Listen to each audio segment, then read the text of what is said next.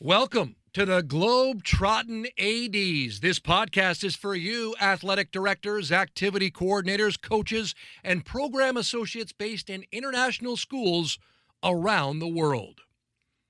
The Globetrottin ADs is proudly hosted by Nick DeForest from the American International School Vienna and Matt Fleming from the American International School of Budapest. Here they are now, Nick and Matt and the Globetrottin ADs. Hi, everybody, and welcome to this week's episode of the Globetrottin ADs. This week, we're very fortunate to have a special guest with us who is a former international school student and a current athlete training for the 2021 Olympic Games in Tokyo. Her name is Farida Osman. Farida is an Egyptian and African record holder, a two-time Olympian, a two-time world bronze medalist, and an NCAA champion. We're very lucky to have her here today. So before we get started with Farida, I'm going to throw it over to my good buddy Nick DeForest over there in Vienna. What's happening, Nick? Yes, very good, very good. Very happy to be here. Farida, thanks so much. And most importantly, Matt, you listed some really impressive things there. But I think the reason we have you on and the coolest thing is you're a three-time ISST record holder, at least still now. So ISST record holder in the 50, 100-meter freestyle and 100-meter butterfly. You went to Cairo American College for 3 years, and you're the perfect guest for us as ADs in international schools. So thanks for being with us. No, thank you so much for having me. I'm happy to be here. Awesome. So let's start right with that. Your time at Cairo. You went to an Egyptian school. You know, you lived your life from very early on in Egypt, but you switched in 10th grade to CAC. What made you switch?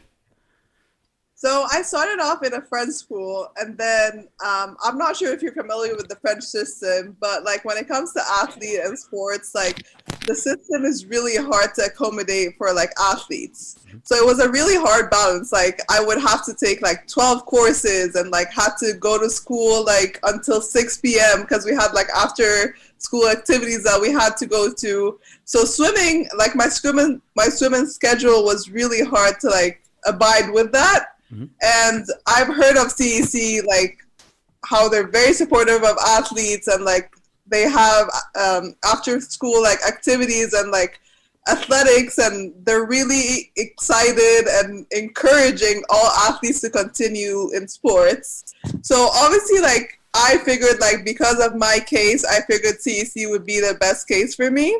Mm-hmm.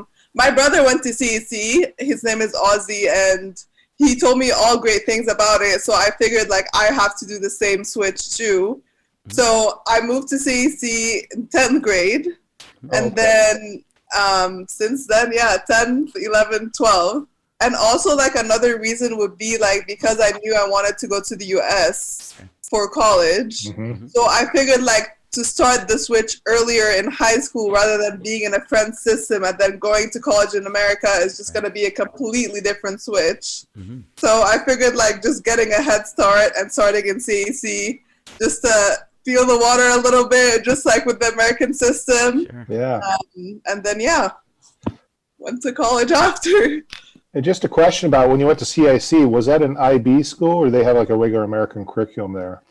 So the best thing about CAC is like you get to have both. You can still choose. So you can either do a full IB course or you can have like a mix and match. So you can do some APs and some IBs. So it was really nice to like accommodate to what you really want and what you really need. Oh, cool. So that must have been pretty helpful for your transition and go to university in the US. Yeah, for sure. It was really helpful. Cool. And so without the switch to CAC, do you think you would have made the leap to the States, or? I think like growing up since I was a little girl, I've always wanted to go to the US for college. So either I was in a French school or American school leading up to that, I don't think it would have affected my decision to go to the US for college. Because I feel like the biggest thing for me to move to the US was the balance between academics and athletics. Because, you know, like the US is one of the best systems to be able to do both at a really like great and competitive level, you know? So I figured like I want to keep doing both because they're both really important to me. Like school is very important and at the same time swimming is very important. Yeah. So I think like growing up, I feel like I've always wanted to go to the US for that. Yeah, and I think especially in a sport like swimming, you really have to dedicate. It's an individual sport, right? So Yeah. you really have to put that focus and that pressure on yourself, I suppose, or that challenge on yourself to make those commitments real and make them so you can accomplish those goals you have. Yeah. What was it like to balance the school swim team and your club team? Did you have to stop one, or did they mesh well together? Like growing up for high school? Yeah, like at just- CAC, like yeah. often our students that are excel, our local students that excel in sports, stay with their club and don't play for the school. Yeah. I think like for me, I've always wanted to represent my school because like obviously, like I said, in a friend school, you don't really have that. So once I moved, I always wanted to like represent CAC one way or another. So I just remember like I had to still swim in club because at the same time, like as much as CAC is very competitive, it's not the same dynamics as your like focus for international goals. Like after school was done, I had to like prepare for London 2012 and like Olympics, and then I had Worlds in 2013. So like I feel like I had to still continue my club swimming so I can still be at that same level and like achieve my goals like after school was done. So I'm gonna be honest with you, like it wasn't easy. Like I had to like do a lot of work in advance. So by the time like school comes in and like after school practice comes in, like I would already have things done before. So let's say, for example, like if I had a lot of papers and quizzes and essays, like I would have to take the time in the weekend since I don't have school and like pre-prepare for the upcoming week. So by the time the week comes, like all I'm doing is just like revising and going through, but like all the main bulk is done like way before in the weekend, right. And then like in the weekend, because like I would wake up, go to school, and then like after that, after school was done, it was like 3 p.m. and then I would have to drive to club to like start my fitness at 4:30 and then like swim again at 6 p.m. until 8. So like honestly, like high school was one of the hardest times. I'm not gonna lie. And you're a teenager and you're trying to balance all that. It's just balance everything and like just starting my day off with school and like going home at like 8 p.m. and then starting my like homework and stuff at like 8:30 p.m. to 9, and then I have to sleep and then like start all over again, So as much as like it wasn't easy, but I feel like it was all worth it because it prepared me to college and prepared me to like balance a lot of different things like just throughout my life. It doesn't have to be just like swimming and school kind of thing. Right. What about your social life at that time when you were in high school? How did you manage to fit that in as well, or was it pretty limited to what you could do socially with friends and commitments? Like obviously it has to be a little limited because like some people they can stay up all night and I just can't do that because I have swim and then I have school after. But like I told myself like I still want to have a social life. Like I chose that for myself. So I would say like because the weekends in Egypt are Thursday, Friday, Saturday. So I just remember being like Thursday and Friday. So Thursday I would have afternoon practice, and once that is over, I could like go see my friends and do something fun. And Friday was my day off. So day off from school, day off from swimming. Mm-hmm. So like I feel like Friday would be the day that I could do anything that I wanted. Yeah. And then like, obviously like in the middle of the week and like Saturday, it was just I couldn't do what all my friends did before. It's all about the balance and preparing and like you said, mapping it out, right? So you know when exactly. When you take the so break. Just like pre-planning is like what really helped me. Like just like I would like take Saturday and like just pre-plan like my whole week and see like where I can fit like different things, and just like being organized and pre-planning is what really helped me throughout. Right. Well, you mentioned it was the hardest time, high school for you. I've been to Cairo twice for tournaments, ISST tournaments at CAC. The last was the year before you got there. And they were two of my favorite tournaments of all time because it was just an event. Like the whole community, it felt like every person in that whole school and surrounding area was involved and loving it. Was that did you get that feeling too at CAC? So like, the best thing about CAC and just like ISSTs and athletics is just like the team spirit. Like I know we all always talk about that, especially in the US, like the team spirit and like holding each other accountable and like just like that trust that you have with your teammates. Like I never experienced that until I went to CAC, you know, and obviously after when I went to college too, but like CAC gave me like a preview a little bit of the team spirit and like the fun and swimming and not just like swimming back and forth kind of thing. So it was like more of excitement and like motivating, and it was really fun. And I think like the best part was like when I swam for CAC, the team got along so well. So it made it a lot more fun. Yeah, and you get to travel together, and you got to be housed, obviously, when you went on all these trips. And I never had to be housed before because, like, usually when we go to meets, we always go to hotels. You know, like as a team, we go to hotels, but like being housed was like, oh wow, that's a different experience. But it was really fun. Yeah, especially with swimming because it's a different kind of competitive sport. It's you against the water, even though you're swimming against kids in the other lane. But we have a pool here at our school in Budapest. And I've hosted many swim meets over the years, and I just love the environment because it's so supportive, and kids are, even with kids that are on competing teams, are always rooting for the other teams, and it's a really nice environment to host an event for. Yeah, for sure. It's so exciting, and that you get like fired up by the energy around you. Yeah. So like you swim a lot faster than what you'd expect. Yeah. Now, I have a question. I want to back up maybe a little bit, actually, before even high school. And kind of maybe how you got into swimming, and then I have a follow-up question about an event you got to participate in at a pretty young age. So maybe tell us a little bit about how you actually got in as a kid, or what led you into swimming.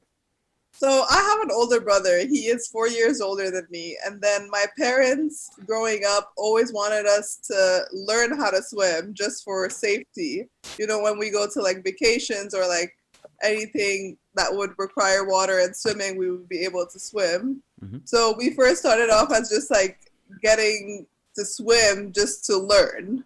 And that then the coaches kept telling my parents that they see potential in me because like I personally am a very competitive person, and like even at a young age I was like very competitive, and I think the coaches saw that and like saw that could help me eventually in swimming. And I love being in the water, and then like they told my parents like I should probably join the age group team. Mm-hmm. And then like I joined the age group team, and I just loved the competition. And yeah, my first national competition was when I was 11 years old. And like obviously the first meet, like you don't really know anyone around you. You don't know who's fast, who's slow, like what the times that we're supposed to go. So it was just like nice to go in with no expectation and just like pure fun and excitement. Yeah. And honestly, I just loved it. And since then, I've been competing ever since. Yeah, because I read you actually participated in the 2011 Pan African Games as a 12-year-old. Is that right? Yeah. So I joined the national team when I was 12, and I was like the youngest swimmer or even athlete at Pan American Games. And I was just like so excited to be with like older people and like just swim with them and just to pretend to be that I'm old too. It was super fun. Like it was in Algeria, and obviously like as a 12-year-old, you don't really know what's going on around you, so you just get to like watch other people, like see how they warm up, they warm down, like they stretch. Just like it was like more of an experience to watch professionals compete at a big meet. Yeah. That must have been something for you because there's obviously not a lot of Egyptian swimmers. So going to those competitions would be one of the places to see what others do, right? Yeah, I think like it was definitely a good start because like you don't want to like start off like at Worlds or like the Olympics. It's just like a lot of people. So like starting off in like Africa and African Games was definitely a nice start. So we're gonna now thank you for asking that because I think it's always cool to hear about like when you first got your start and you're as a middle schooler at that high level of organized meet too to see how it really functions. So we jump forward now, and you're going to go from high school. You finish up your career at CAC and the ISST memories, and you're going from Egypt to Cal Berkeley. So what was that like going from your as an expat going into the U.S. as an international student? So my brother, I know I talk about my brother all the time, but he was literally like a big part of my journey, and he went to Cal before me, but he was a regular student. He wasn't a swimmer. He graduated in 2013 when I was about to like start in fall of 2013. So like we like didn't overlap, but it was like Cal was always my like number one choice because of him. Like I would get to go visit him and like really enjoy the weather and like just the place and the atmosphere. And I think like I chose Cal specifically because I wanted like something that's really strong academically and also strong athletically. Like swimming is like one of the top programs in the country. And then at the same time, academics is a very well-known school. Yeah. You know, so like I chose Cal because of that. And then like obviously coming in as a freshman, you don't really know what's going on around you. You know, just like you go from like living with your parents and like having everything done for you pretty much to like straight going to like a different country with a new team, with a new coach, with a new area, and just like you get to do everything on your own. Right. So like definitely freshman year I struggled. Like I would say like maybe the first 6 months was like really hard because I got to do everything by myself, and like I had to adjust and balance like school and swimming. Right. And honestly, once I adjusted, it just got so much better because like now you know the system, you know what to expect, you know how to organize, and then like from there it was just so great and pretty much like uphill like uphill happiness. Yeah, it was a Pac-12. That's pretty competitive swimming.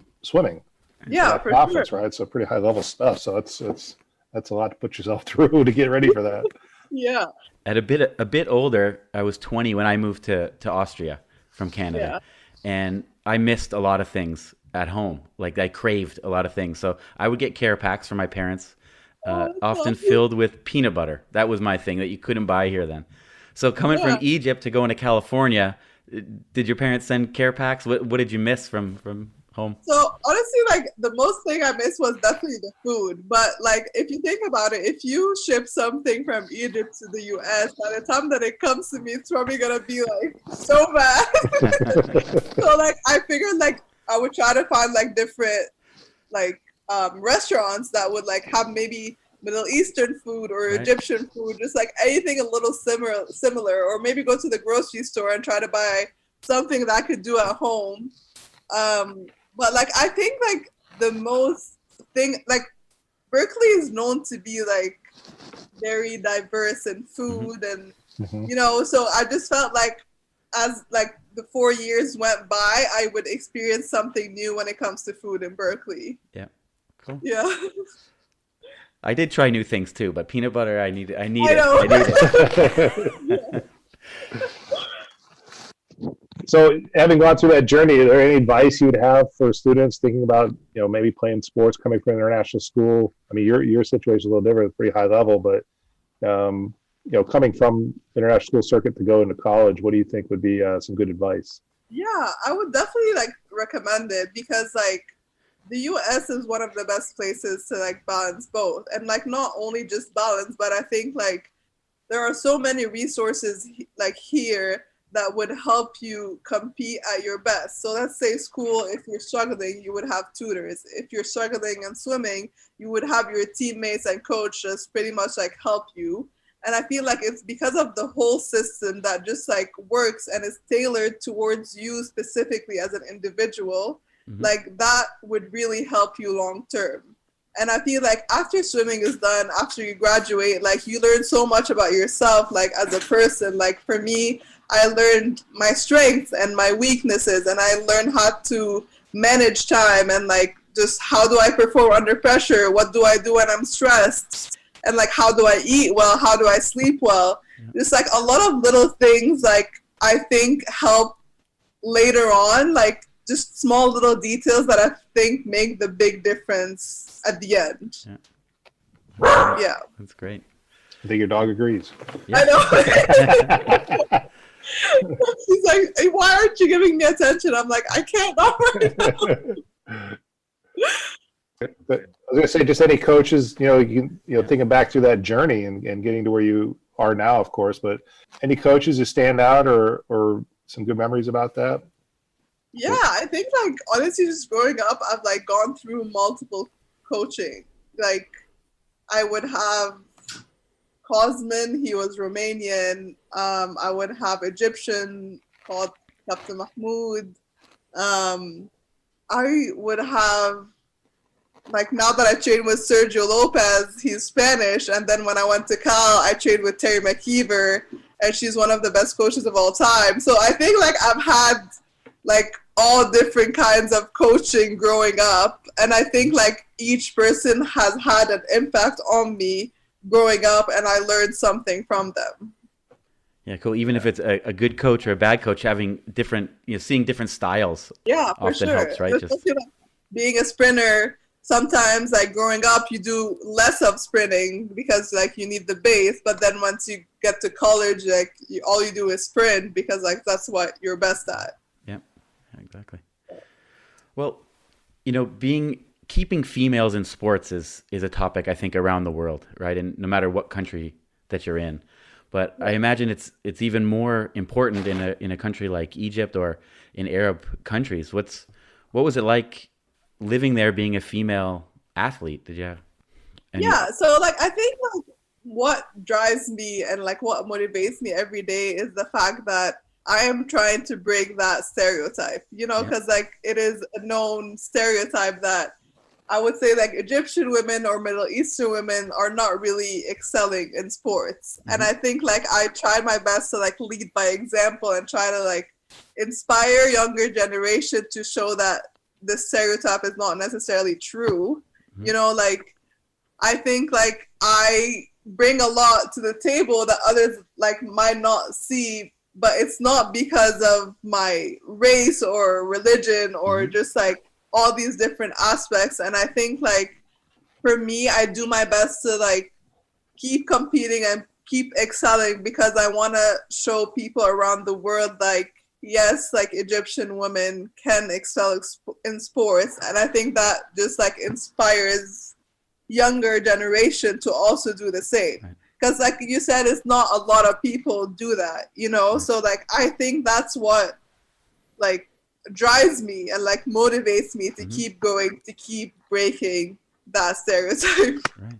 Would that be even more of a stereotype for a sport like swimming compared to soccer?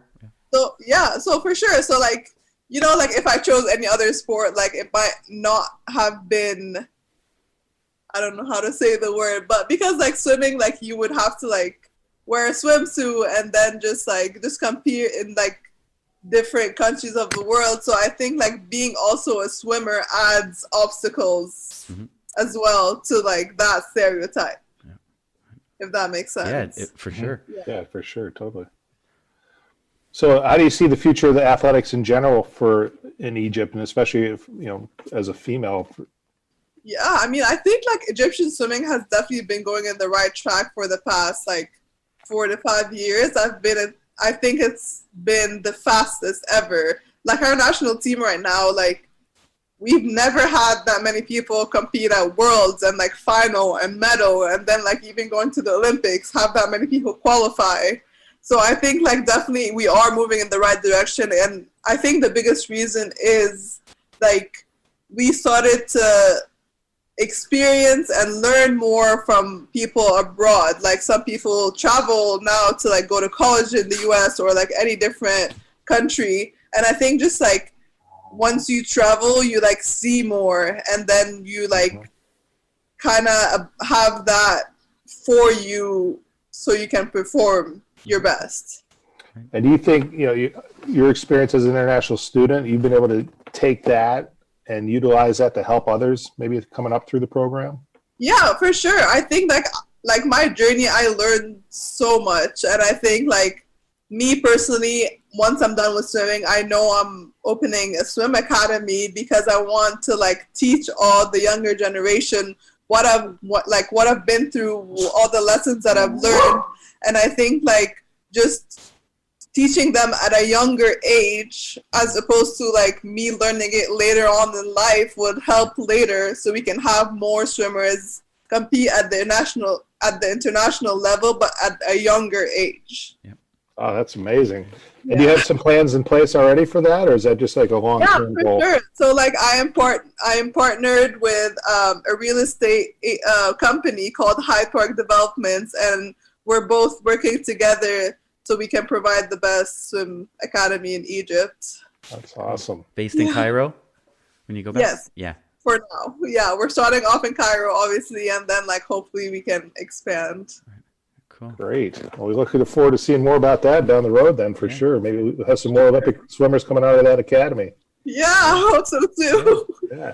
We organized a student-led conference not too long ago, and there was a presentation from a group of girls from CAC, and they presented on a program there called Girls Get Strong. And it was a mix of internationals and local girls, and they talked about, empowering girls in Egypt to play any kind of sport. And I just wondered, is that a growing movement? Are you fighting, would you be fighting resistance to have more female swimmers when you get there? Yeah, I just think like female athletes in general in Egypt are now becoming more recognized, and like people started to get more aware to like there are actually really good female athletes in Egypt, So I think like the more females go to different sports in Egypt, the more we're gonna get people to start recognize us more, and like being more aware, and like hopefully get the same recognition that male athletes probably get. So I think we're definitely moving in the right direction, and I think like I would say the past 2 years and like moving forward, we're probably gonna start seeing more of that. Yeah. Great. And so you mentioned the swim academy, and we kind of hinted at a few things, but what's next? What are you doing right now? What's next on the horizon? So right now I'm just focusing on swimming. I graduated in 2017 from Cal, and then like starting 2017 until the next Olympics, so they are this summer, I told myself like I think this is the last chance I'm probably gonna get to just focus on swimming and swimming only. Yeah. So I feel like I've wanted to use that advantage to just do everything and like whatever it takes to like perform at my best being a professional swimmer. And what's your best event? So I am going for the 50 free and the 100 fly. Okay. Yeah. So, and I'm actually leaving in a few weeks to go to Florida for a meet. So we can, this is like our taper meet, like mid-season. Hopefully it will be good results leading up to Tokyo. Yeah. That's great. Yeah. And how did the setback of last summer, what did that do to your training? Well, obviously, like any athlete would probably tell you first, like it was very frustrating because like you sacrifice so much and like you put all this effort into your training, and like I understand like health is the number one priority for sure, and like it is the most important thing. But I think like at the moment, that they said like Olympics is gonna be postponed 1 year, like personally I was just like frustrated because like I sacrificed so much, and like I don't live with my family, like I'm in a completely different country, and like I was just like mentally ready to race that summer. But then like I took a step back and like try to gain like a different perspective and try to think like of the big picture of like trying to focus on the positive, like maybe an extra year would make me go faster or like be more prepared and be mentally stronger, or like even getting like just a lot of different factors I think that would maybe help me, that it's like a year later that maybe I didn't realize then. Sure. Oh, yeah. Well, this is great. This is, a lot of the things you've said so far as being a student and your training and balancing your academics. It's a familiar tune I've heard when we talked earlier. We, in my school, we have a kid, one of our high school boys is training and hoping to make the Olympic squad for Hungary. And he touched on many of those things you've talked about, those sacrifices that come into play, and managing your time is so important, and the sleep part as well that you mentioned, getting that rest and the recovery time. So it's quite admirable, and I think you're an inspiration. And I just want to say thanks a lot for joining us today and sharing all this information. It was really great. It was really great to hear about that academy. I think that's amazing. Yeah, it's definitely in the works. I would probably say it's like opening in the next few months. Oh wow, so soon. Great. Yeah. Yeah, great. Well, Say the word. Well, obviously, thank you so much for being so receptive. From when we wrote a week ago to now, this is really great that you took the time. And I just want to, our audience is athletic directors in schools around the world, and I kind of just want to urge anyone who's listening right now to share this episode, with your students. You can play the episode, use you as an inspiration for, not just females, but any of our athletes, even if they don't want to make the next level, right? It's just balancing sport and school and social life. It's really great. So thank you. Yeah, of course. Thank you so much for having me. I really enjoyed it. Okay. Yeah, we can. If you want to learn more, you can check out Farida's got a website, www.faridaosman.com. Nice. You can catch her up there, and of course follow her. I'm sure you're on Instagram, and we can keep track of you as you make your way towards Tokyo later this summer. Yeah. And if you see Hubi Kos from AIS Budapest. For sure. I'm going to ask my friend if she knows him. Yeah. That'd be cool. Very cool. 2 international school athletes that made it. So awesome. Making the connection. That's what we're all about. Yeah. Coach Evaluator is the premier coach evaluation software for schools and athletic organizations and preferred coach evaluation solution of the NIAAA and the Positive Coaching Alliance. The system is completely customizable with an always growing evaluation template library for athletic directors to reference. There are not only evaluations for ADs to use, but also self-evaluations and parent-player evaluations of coaches. Learn more about digitizing and simplifying your coach evaluation process by visiting www.coachevaluator.com. Mention Globetrottin ADs to receive a $200 discount on the yearly rate.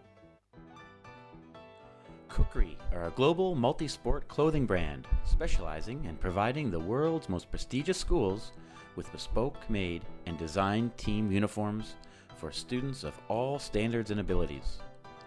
If you are frustrated by inconsistent colors, branding, costs, and sizing across your school's uniforms, then it's time to discuss an offering where every sport is available from softball to soccer for male and female athletes at rates to suit your budget.